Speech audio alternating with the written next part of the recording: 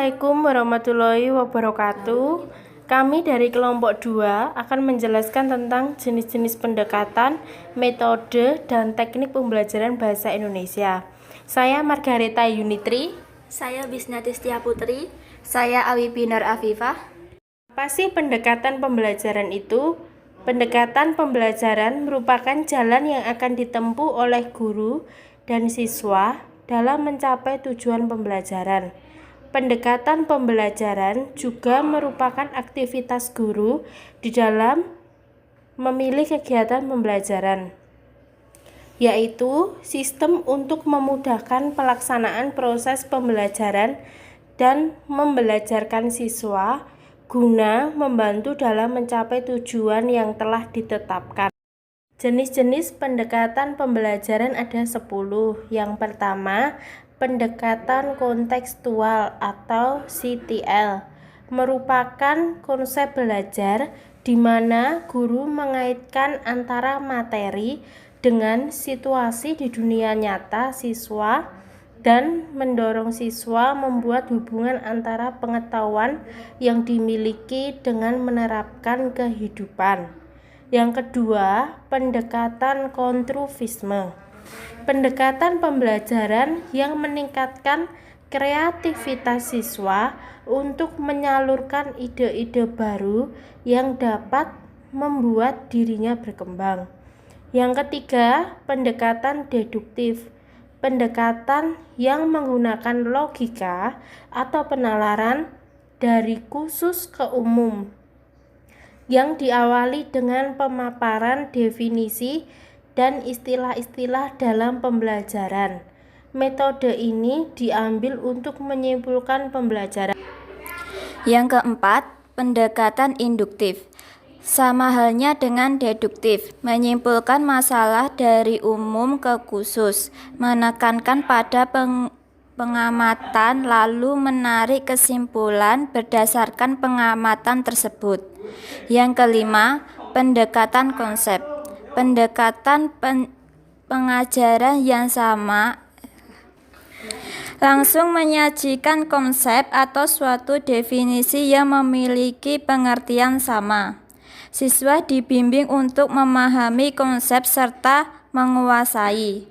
Yang keenam, pendekatan proses. Pendekatan pembelajaran yang memberikan kesempatan pada siswa untuk menghayati proses atau siswa benar-benar menguasai proses untuk melatih daya pikir dan psikomotorik siswa. Yang ketujuh, pendekatan open-ended atau soal terbuka. Siswa dihadapkan pada open-ended problem dengan tujuan mendapat jawaban, tapi lebih ditekankan bagaimana cara mendapat jawaban tersebut serta mengembangkan kegiatan kreativitas dan pola pikir melalui problem. Yang kedelapan yaitu pendekatan saintifik atau pendekatan ilmiah yang di dalam pembelajaran meliputi informasi melalui pengamatan, bertanya, percobaan, kemudian mengolah data atau inform. Yang kesembilan, pendekatan realistik. Yang kesepuluh, pendekatan sains, teknologi, dan masyarakat. STM adalah pendekatan terpadu antara sains, teknologi, dan isu yang ada di masyarakat. Tujuan pendekatan ini adalah menghasilkan peserta didik yang cukup memiliki bekal pengetahuan, sehingga mampu mengambil keputusan dalam masalah masyarakat. Yang selanjutnya yaitu jenis-jenis metode. Jenis-jenis metode terdapat 6. Yang pertama, metode komunikatif adalah sistem pembelajaran yang menekankan pada aspek komunikasi, interaksi, dan mengembangkan kompetensi kebahasaan serta keterampilan bahasa seperti menyimak, membaca, menulis, dan berbicara. Yang kedua, metode langsung. Metode ini berasumsi belajar bahasa yang baik adalah belajar langsung menggunakan bahasa serta insentif atau giat dalam komunikasi. Tujuannya adalah penggunaan bahasa secara lisan agar siswa dapat berkomunikasi secara langsung seperti penggunaan bahasa Indonesia di dalam masyarakat. Yang ketiga, metode partisipatori. Metode ini lebih menekankan siswa secara penuh. Siswa dianggap penentu keberhasilan. keberhasilan belajar. Siswa diduduki sebagai subjek belajar dengan berpartisipasi aktif. Siswa dapat menemukan hasil belajar, dan guru hanya sebagai pelengkap atau pemandu yang memotivasi siswa belajar secara aktif.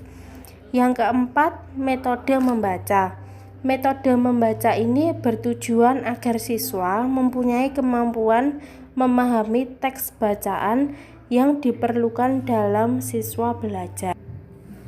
Yang kelima, metode tematik. Dalam metode tematik, semua komponen materi pembelajaran dijadikan satu ke dalam tema yang sama dalam satu unit pertemuan. Yang keenam, metode kuantum atau bisa disebut QL atau quantum learning, mengutamakan kecepatan belajar pada peserta didik dalam melihat potensi diri siswa, gaya belajar yang mengacu pada otak kanan dan otak kiri menjadi ciri khas QL. Selanjutnya ada jenis teknik pendekatan pembelajaran. Teknik ini ada dua teknik, yaitu teknik pembelajaran menyimak dan teknik pembelajaran berbicara. Contoh dari teknik pembelajaran menyimak ada 1. Simak ulang ucap, 2. Simak tulis atau dikte, yang ketiga simak kerjakan, yang keempat memperluas kalimat, yang kelima menyelesaikan cerita, yang keenam membuat rangkuman. Teknik yang kedua ada teknik berbicara. Contohnya, yang pertama, ulang ucap, lihat ucapkan. Yang ketiga, menjawab pertanyaan. Yang keempat, bertanya pertanyaan menggali. Yang kelima, melanjutkan. Yang keenam, menceritakan kembali. Yang ketujuh, percakapan. Yang kedelapan, bermain peran. Yang kesembilan, wawancara. Sekian presentasi dari kelompok kami. Bila ada salah kata mohon dimaafkan. Billahi taufiq wal hidayah. Wassalamualaikum warahmatullahi wabarakatuh.